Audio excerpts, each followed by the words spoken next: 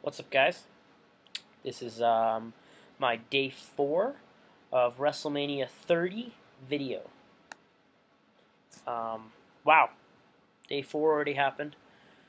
Um, everything's gone by so fast. It's insane. We had to get up really early. This is what happened day 4. We rushed down, got some free breakfast, and headed out to Wrestlecon. Little did I know we'd have to wait 2 hours in the lineup for Wrestlecon. And you know what's insane? This was only for the people who had pre-orders. The walk-ins got within, I swear, 30 minutes. The rest of us had to wait 2 hours in line. And we're the ones that planned ahead. Bullshit. The only upside was when we were standing in line, this van pulls up, and out comes Edge out of the van. Jimmy Snuka and somebody else came out too. I don't remember who the other one was, but Edge came out, walked right by me. So we were like a foot away from me and through the doors because they had to go through the back door to get to the signing session. But Ed was right there. Very cool. Once we were in, after waiting in line forever, we had to stand in another line to see Bret Hart. And you know how long that lineup was? 2 hours as well. My legs were killing me at that point. I wanted to sit down so bad. But once I got to Bret Hart, it was so worth it. Bret Hart was a really cool guy. He was so humble. It was an honor to meet him. When I went up to meet him, I put my hand on his shoulder, and the person taking the picture or whatever was like, no, don't do that, don't do that. And Bret was like, don't worry, buddy, it's no problem. He said he had a really bad neck. He has a really bad neck injury, so. And then he shook my hand and signed the figure. Oh, I gotta show you guys the signed figure here. Not sure if you guys can see that properly. See, it's the WrestleMania 30 Elite figure. Signed, Bret Hitman Hart. So that's pretty sweet. Oh, I'm just gonna go back down here. And then took a picture with him. It was pretty sweet. Then next guy I was gonna meet was Kurt Angle. I had to pre-order all these tickets too. Found him. Lineup wasn't very long. It was about 20 minutes. He seemed quite out of it.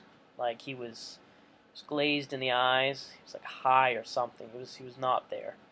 But he was really nice. I mean, everybody is, I think, when they're a little out of it. He signed my World Championship, my replica belt, and I got a picture with him. Here. Ah, God. I'll show you guys this, too. It's pretty sweet. Check this out. I got Kurt Angle to sign the replica belt. So there, Kurt freaking Angle signed the belt. So that's awesome.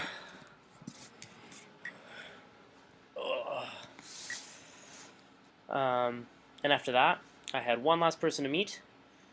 Goldberg. The lineup for him was really long too, about an hour. So I was standing in line for about 5 hours on Saturday. I was ready to collapse. I only bought a ticket for a photo or an autograph, and told myself that if I ended up buying the World Championship belt, I would get him to autograph instead of a picture. So I ended up getting him to sign the World Heavyweight Championship, which is, I should get that too. There's the belt. As you saw, the Kurt Angle, and then over here, Bill Goldberg signed the belt. So that was awesome. Met all those people on Wrestlecon, and then we roamed around the inside of Wrestlecon for a bit. Saw lots of superstars. Flair was walking around. Wasn't in the greatest mood. People were trying to take pictures with him. I don't blame him. He was like, no pictures, no pictures. Kept putting the hand in front of his face. I don't know what he was doing there. Anyways, Virgil was there. Poor guy. Nobody was even looking at him.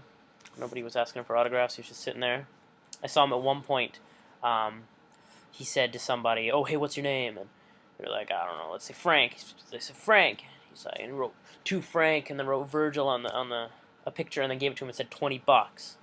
The guy kept walking. I couldn't believe that. I saw Heenan there, Bobby the Brain Heenan, and he looks in really rough shape. Yeah, he can't even close his mouth anymore. He couldn't talk. It was pretty sad. And DDP we saw, of Of course, he's preaching his DDP yoga. He was standing on the table, showing everybody on the iPad. That was interesting. The Mickey James concert was going on outside. She was meh. I'm not a huge fan of her singing. She's not the best singer in my opinion. I really think she should just stick to wrestling in the ring. She's a good performer in the ring. After that, it was Colt Cabana's Live Art of Wrestling podcast, and that was a treat.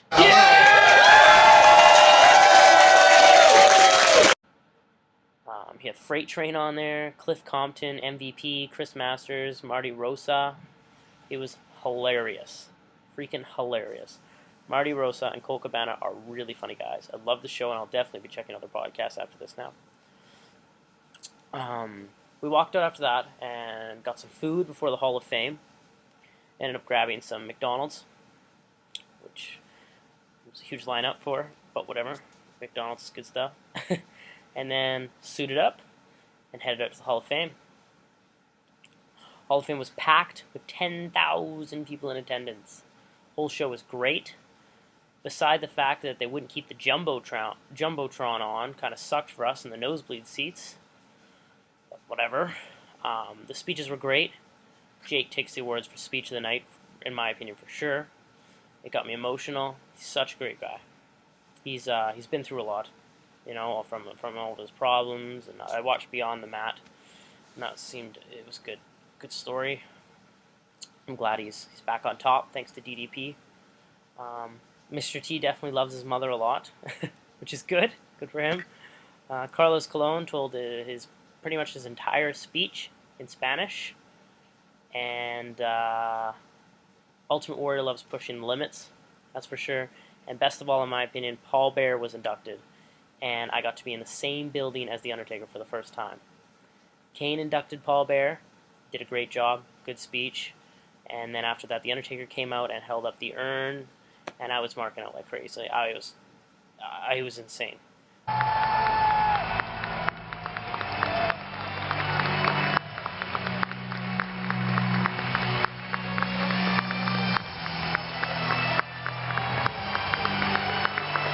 Undertaker is awesome, and I can't believe it. It's crazy. All in all, I'm really glad I went to the Hall of Fame. It was awesome. After the Hall of Fame, we rushed out to the $5 Wrestlecon. On the way, we got to see the superstars leaving the arena. That was kind of cool. We the people!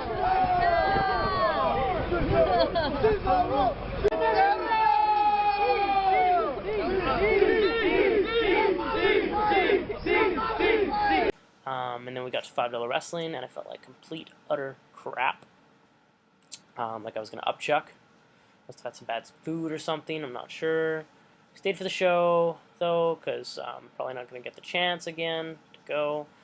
Colt Cabana, as I said before, and Marty Rosas are hilarious. Great show. They showed us some of the worst of pro wrestling. And then they had an epic match between Steve Corino and the $5 Wrestling champion, Freight Train.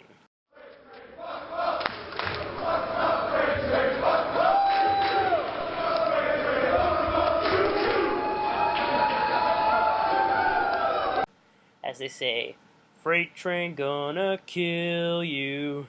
It's hilarious. Freight Train's a really nice person. It was really funny. Enjoyed it. And then we went back to the hotel and passed out like every other day. Yeah. That was day 4. Thanks, guys.